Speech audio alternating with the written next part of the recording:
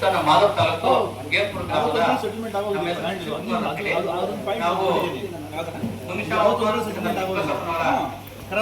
ತಂಗಿ ಮಗ ಆಗಿರ್ತಕ್ಕಂಥ ನಾವು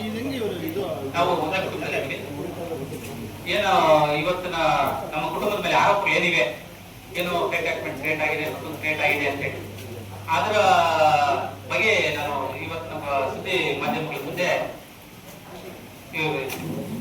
ಪ್ರೆಸ್ ಮೀಟ್ ಕರೆದಿರ್ತಕ್ಕಂಥದ್ದು. ಈಗ ಏನು ಇದು ದಾಖಲೆಗಳು ಕ್ರಿಯೇಟ್ ಆಗಿದೆ ಅಂತ ಹೇಳಿ ಏನ್ ಹೇಳ್ತಾ ಇದ್ದಾರೆ, ಈ ಐಎನ್ಎ ಆದೇಶ ಇದು ಸಿಪಿಸಿ ಕ್ರಿಮಿನಲ್ ಪೇಪರ್ ಇದು ಕೋರ್ಟ್ ಟೆಸ್ಟ್ ನಲ್ಲಿ ಯೂಸ್ ಮಾಡೋ ಪೇಪರ್ ಮಾಡ್ತಿದ್ದಾರೆ ಅಂತ ಏನ್ ಹೇಳ್ತಾ ಇದ್ದಾರೆ. ಆ ಪೇಪರ್ ಅನ್ನ ನಮ್ಮ ಮಾನವ ತಾಲೂಕಲ್ಲಿ 30 ಹಳ್ಳಿಗಳು ಜೋಡಿ ಗ್ರಾಮ ಇದೆ, ಅದರಲ್ಲಿ ನಾವು ಉದಾಹರಣೆ ತಗೊಂಡಿದ್ವಿ. ಅದರ ಒಂದು ವರದಿನಲ್ಲಿ ಅದರಲ್ಲಿನೂ ಆ ಪೇಪರ್ ಅಲ್ಲಿನೂ ಫಾರ್ಮ್ 76 ಸಿಪಿಸಿ ಕ್ರಿಮಿನಲ್ ಅಂತ ಇದೆ. ಆ ಕ್ರಿಮಿನಲ್ ಅಂತ ಇರೋದ್ರಿಂದ ನಾವೇನ್ ಹೇಳ್ತಾ ಇದ್ದೀರಿ, ಈ 30 ಗ್ರಾಮಗಳ ಐಎನ್ಎ ಆರ್ಡರ್ ತಗೊಂಡು ಈ ಎಲ್ಲಾ ಟ್ಯಾಲಿ ಮಾಡಿ ನಮಗೆ ಅಧಿಕಾರಿಗಳು ನ್ಯಾಯ ಒದಗಿಸ್ಕೊಡ್ಬೇಕು. ಒಂದನೇದು. ಎರಡನೇದು, ಈಗ ಏನು ಈ ಆರೋಪಗಳವೋ ಅದು ಪ್ರತಿಯೊಂದನ್ನು ಅಧಿಕಾರಿಗಳು ಉನ್ನತ ಮಟ್ಟದಲ್ಲಿ ಸಭೆ ನಡೆಸಿ ನಮಗೆ ನ್ಯಾಯ ಒದಗಿಸ್ಕೊಡ್ಬೇಕು ಅನ್ನೋದ್ರ ಬಗ್ಗೆ ನಾವು ಇವತ್ತು ಪತ್ರಿಕಾ ಪ್ರಕಟಣೆಯಲ್ಲಿ ಕೇಳ್ತಾ ಇದ್ದೀವಿ. ಸರ್, ಪೂರಕ ದಾಖಲೆಗಳು ಏನು ಇವತ್ತು ನಾವು ತಾಲೂಕು ಕಚೇರಿಯಿಂದ ಪಡೆದಿದ್ದೀರೋ ಅದನ್ನ ನಿಮ್ಗೆ ತಲುಪಿಸ್ತಾ ಇದ್ದೀವಿ. ಸರ್ಟಿಫಿಕೇಟ್ ಕಾಪಿ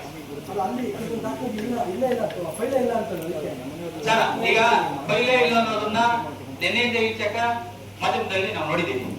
ಈಗ ನಮಗೂ ಒಂದು ತರ ಭಯ ಪ್ರಾರಂಭ ಆಗ್ತಾ ಇದೆ.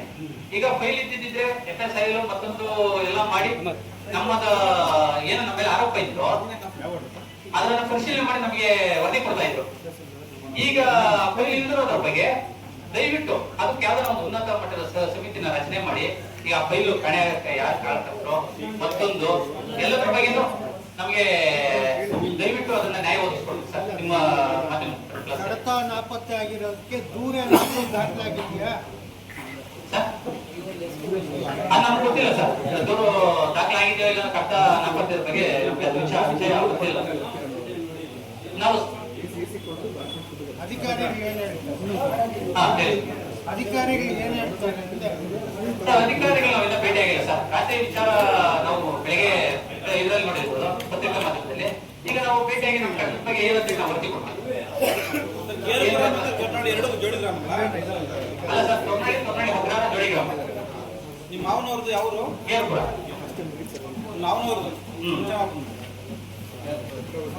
ಸರಿ ಸರ್, ನಾವು ಇದ್ರ ಬಗ್ಗೆ ಕೇಳ್ತಾ ಇದ್ವಿ. ದಯವಿಟ್ಟು ಉನ್ನತ ಮಟ್ಟದಲ್ಲಿ ತನಿಖೆ ನಡೆಸಿ ನಮ್ಮ ಮೇಲೆ ಆರೋಪನ ಮುಕ್ತಗೊಳಿಸಬೇಕಾಗಿ ಅಧಿಕಾರಿಗಳನ್ನು ಮನವಿ ಮಾಡ್ತಾ ಇದ್ದೀವಿ.